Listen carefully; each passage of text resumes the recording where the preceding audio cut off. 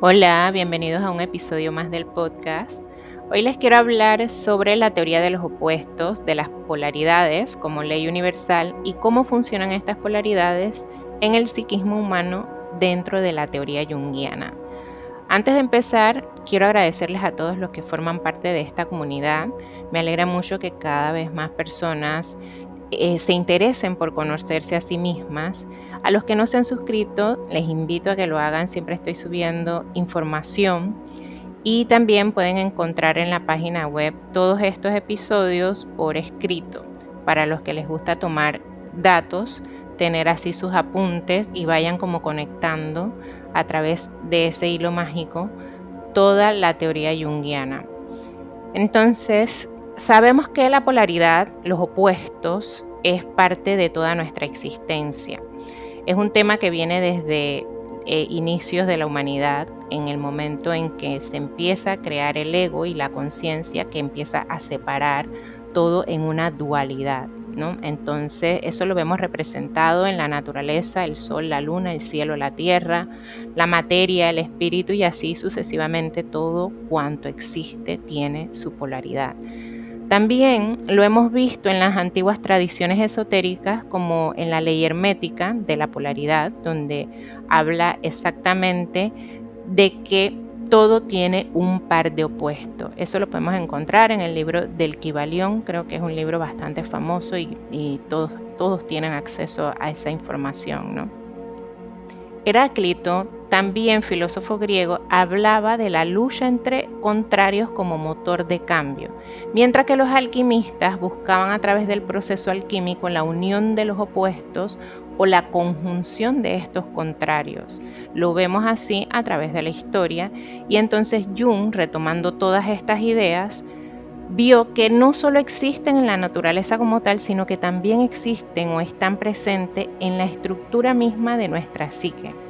O sea que dentro de cada uno de nosotros existe un diálogo constante entre las fuerzas opuestas y estas entran en tensión y esa tensión es donde reside un potencial de crecimiento.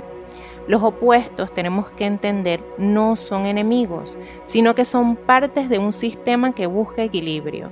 Ya en otros episodios yo les he mencionado que la psique siempre está buscando equilibrio y trabaja a través de los opuestos. Por ejemplo, la conciencia o nuestra parte consciente y el inconsciente. Esta polaridad trabaja junta, no se puede separar y aunque parezcan enemigos, son complementarios. Otra idea que tenemos así de manera general sobre los opuestos es lo masculino y lo femenino.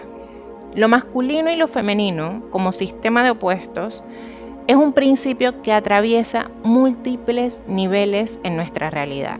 Lo encontramos en la naturaleza y en la energía de la psique humana. Aunque siempre lo asociamos con los géneros, son en realidad principios arquetípicos universales que existen en todas las cosas, como venimos diciendo. Si observamos este principio en la naturaleza, vemos que son polaridades complementarias que permiten el flujo natural de la vida, donde lo femenino viene a ser como esta parte receptiva, cíclica, la tierra, el agua, la oscuridad fértil, donde se produce la vida. Y lo masculino es lo activo, lo lineal, el sol, simbólicamente, el fuego, la expansión, la dirección y da estructura y movimiento. Por ejemplo, tenemos el día y la noche. Es un acontecimiento que lo vemos todos los días y tenemos todos la capacidad de observarlo. En la noche juega el papel principal lo femenino, es el descanso y la regeneración. Y en el día empieza a actuar el principio masculino, que es la actividad y la manifestación. Pero lo que vemos en la naturaleza no es una competencia entre los opuestos, sino que es un flujo constante de transformación donde uno le da paso al otro en un ciclo ininterrumpido. Si vemos lo masculino y lo femenino desde un punto de vista de la energía, podemos apreciarlos en las antiguas tradiciones, donde por ejemplo el yin, de el yin y el yang, El yin corresponde a lo femenino, que es una energía centrípeta que va hacia adentro, es intuitiva, pasiva, sensible, y el yang también corresponde entonces a una energía centrífuga que va hacia afuera y es más racional, activa, dinámica y expansiva. Entonces lo hemos visto, este principio de los opuestos, a través de la historia y en muchas tradiciones siempre se ha tomado en cuenta. Por ejemplo, cuando estamos elaborando un proyecto creativo, lo podemos ver, aunque de manera sutil, podemos observar este principio de acción entre lo femenino y lo masculino. Usamos la energía femenina para la inspiración, para la gestación de ideas, y la energía masculina es la acción para manifestarla. Cuando vemos un proceso creativo en el tiempo, podemos ver exactamente cómo funciona nuestra energía femenina y nuestra energía masculina. Para mí es una de las maneras en que mejor he podido observar cómo funcionan estas dos energías, que no son separadas. De hecho, es un flujo que se convierte, en la medida que uno va observando, lo vemos como una danza. Ninguna excluye a la otra. Obviamente también tenemos que trabajar la integración de la energía si hay alguna que está disociada o está reprimida. Cuando ambas energías están en armonía, fluye entre introspección y acción de sentir y hacer. También podemos verlas en desequilibrio, donde la energía femenina toma una pasividad extrema o falta de dirección, o vemos la masculina en un exceso impulsivo por hacer o en una desconexión emocional. Es decir, que ambas energías, cuando están en desequilibrio, también forman, o más bien se expresan en su parte sombría. Ahora, ¿cómo funciona la psique con este sistema de opuestos? Jung veía la psique como un sistema dinámico ordenado en pares de opuestos que interactuaban entre sí. Esto lo podemos ver cuando hacemos procesos internos profundos y de manera sutil, porque la verdad que lo que hay que entender es como esa parte simbólica y ser muy observadores, pero podemos observar cómo trabaja nuestra conciencia o nuestra parte consciente con el inconsciente, y cuando ya nos vamos adentrando al propio psiquismo, podemos entender que el sí mismo trabaja, o más bien el opuesto del sí mismo sería el yo. Si se empieza a trabajar el ánima o el animus, el opuesto es el ego. Si trabajamos la sombra, el opuesto sería la máscara. Y así sucesivamente, si empezamos a trabajar nuestros opuestos, digamos que trabajamos la parte racional, nos vamos a encontrar inevitablemente con nuestra parte emocional, que sería su opuesto. Estos opuestos en el psiquismo individual generan una tensión interna porque cada polo tiene una fuerza psíquica y busca expresarse. Si nos identificamos con un solo polo, por ejemplo, con la razón o la lógica, el otro lado, que viene a ser la emoción o la intuición, queda reprimido en el inconsciente, creando un desequilibrio. Entonces aquí se forma la tensión de los opuestos. Es así como se llama en la teoría junguiana esta dinámica de los opuestos. Si no existiera tensión entre estos opuestos, no habría evolución psicológica.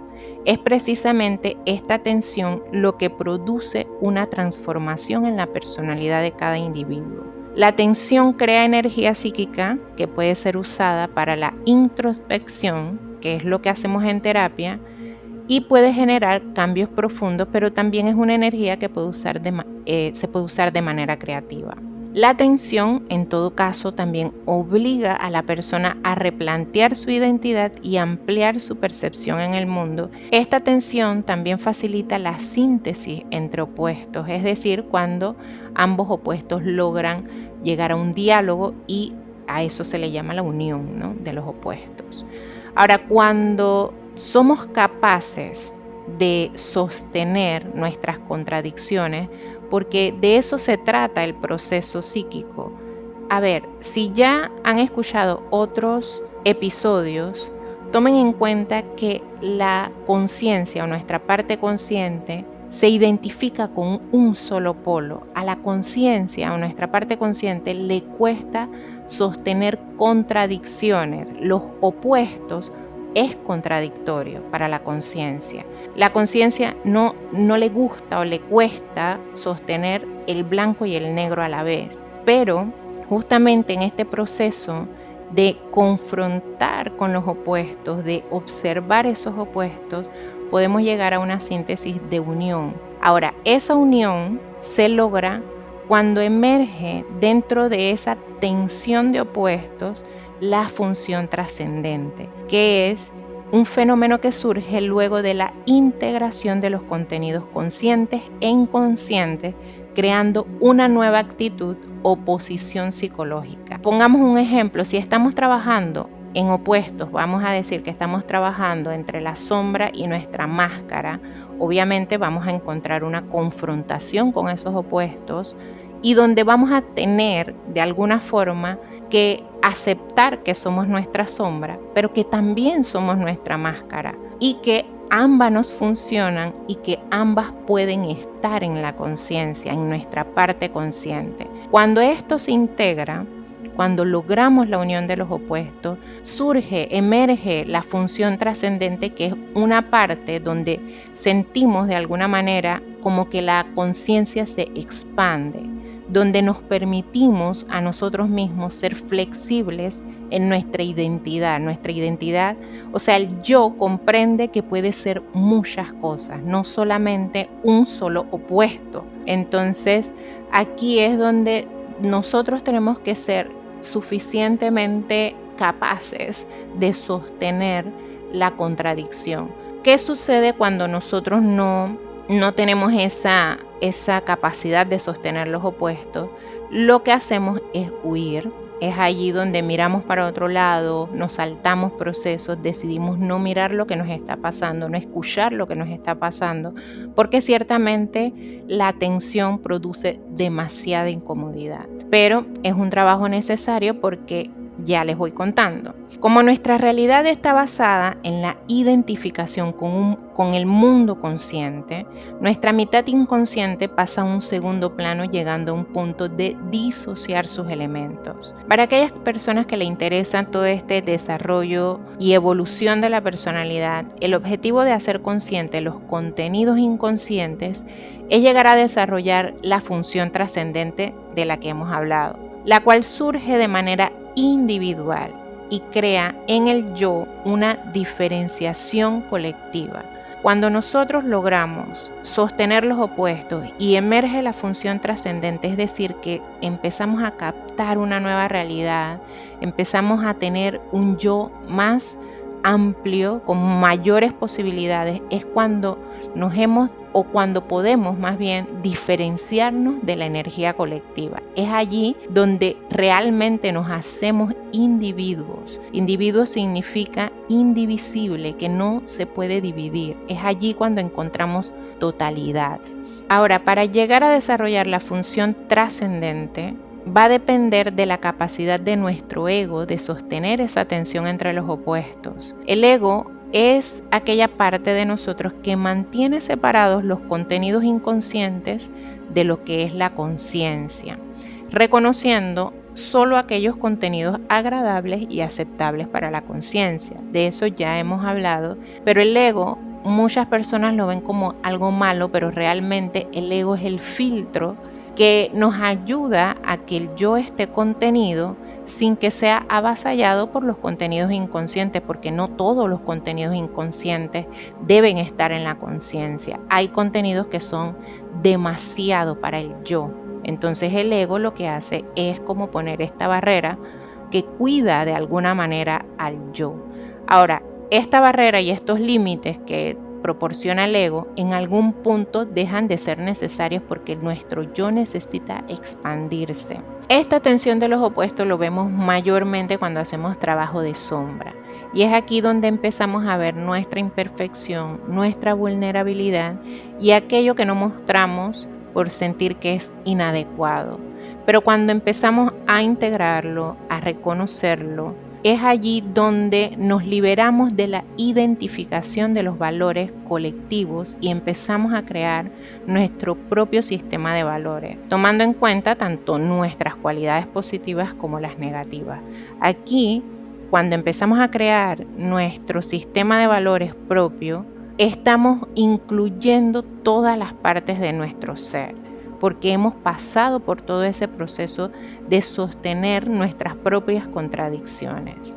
El objetivo del proceso de individuación, que incluye todo el tema de los opuestos, la confrontación con la sombra y todas nuestras partes, no solo es el desarrollo de la personalidad individual, que incluye la expresión del máximo potencial, sino también la comprensión de que la vida es dinámica y que aquello que nos funciona hoy para restablecer el equilibrio quizás no nos funcione en unos cuantos meses. ¿A qué me refiero? A que el yo necesita saber, ser consciente de que existen muchísimas posibilidades dentro de la realidad y que para que el yo pueda entender eso, necesita integrar la mayor cantidad de contenidos inconscientes de cada uno. Es decir, que para poder nosotros creer que podemos habitar cualquier tipo de realidad, tenemos que integrar nuestras partes. Estas partes que por lo general están en la sombra, es decir, en el inconsciente, y que es un trabajo que hay que hacer. Por eso la individuación o el proceso de individuación nos ofrece la capacidad de adaptarnos ante los cambios y resolver los desafíos de nuestra individualidad, ya que las normas colectivas no siempre contienen la resolución de un conflicto individual.